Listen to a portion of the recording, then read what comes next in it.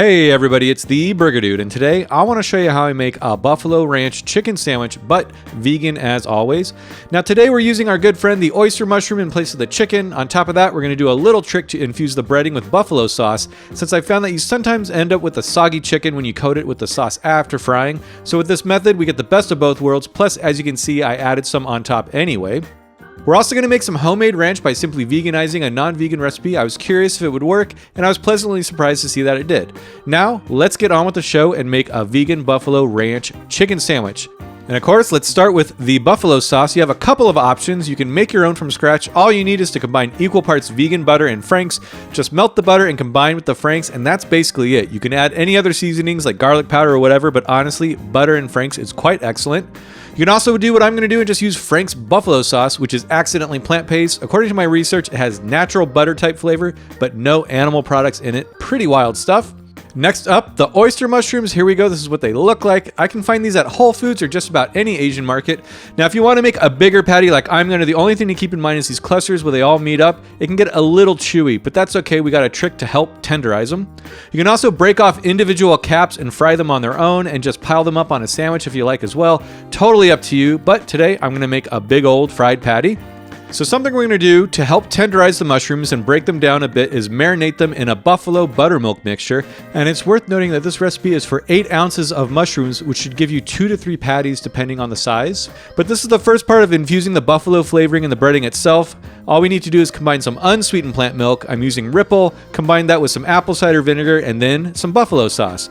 Whisk it up as per usual, then just cover your mushrooms in the buffalo buttermilk. Make sure you get every nook and cranny coated in the marinade. Don't be afraid to get in there with your hands. Just do what you gotta do. After we feel good about them, we're gonna refrigerate them for about 30 minutes or so, flipping them around if needed halfway through. Now, while the mushrooms are marinating, let's throw together a vegan ranch. For this, I literally just veganized a non-vegan ranch recipe that I found and made a couple of adjustments, but it turned out totally fantastic. All we're doing is combining some vegan mayo. I use the Just Mayo, some sour cream. I use the Kite Hill brand, and then some unsweetened plant milk. I'm using Ripple. Mix that up, and then we're going to add in our seasonings.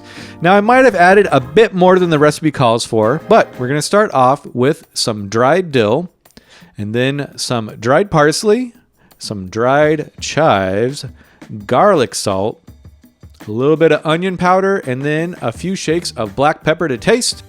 And I'm also using my new best friend, lactic acid, instead of lemon juice, but go ahead and use lemon juice if you like. I'll leave a link in the description for the original recipe in case you want to see what I did differently. So whisk that up and then give the all-important taste test, and this was really, really good right out of the gate.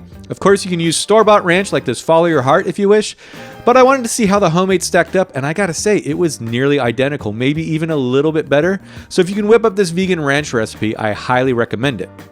All right, now it's time to fry up our mushrooms. So the first thing we're gonna do is get our dry batter together. So I'm gonna start with some flour and then some cornstarch, a little bit of baking powder, and then next, to give it a little chickeny flavor, I'm gonna add in some of this vegan chicken bouillon powder, which you should be able to find at your local Asian market or online as well. And then the star of the show, this Frank's seasoning, which I found at Smart & Final. And also, quick note, if you're in the US and you have a Smart & Final near you, go check it out. A lot of cool stuff there. In any case, if you don't, you should be able to find this stuff at most grocery stores or definitely online. Some black pepper and then a whisk.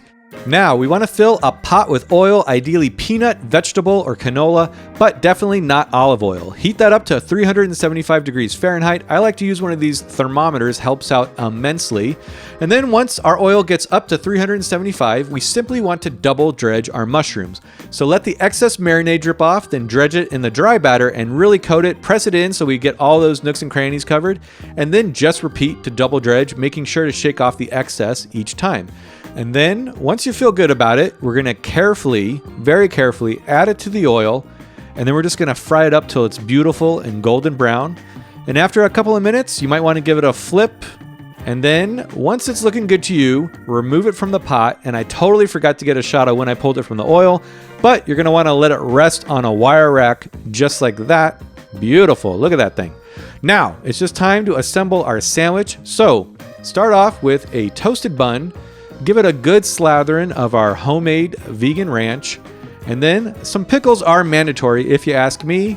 And now we get a cool time lapse of me meticulously adding the lettuce, even though it didn't matter because this big honkin' vegan chicken patty just completely dwarfed it. I mean, look at that thing. So big, so beautiful. And then, if you're a nerd like me and like to photograph your sandwiches, you can drizzle on some more buffalo sauce because we need our aesthetic drippy drips, of course. But to be honest, the added sauce really helped take it over the edge, so add some even if you're not a nerd, and then add the top bun and you're ready to eat. And like I usually do when eating a big sandwich, I'm going to wrap this up with some deli paper. Highly recommended if you sometimes have a problem with your sandwich going everywhere.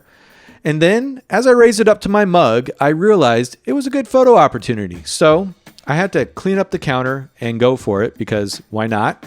There we go, much better. Now we're ready to take a bite, and this thing was totally glorious. Super crunchy on the outside, nice and tender on the inside. The buffalo flavored breading was really the star, but it played nicely with the ranch and the pickles as well.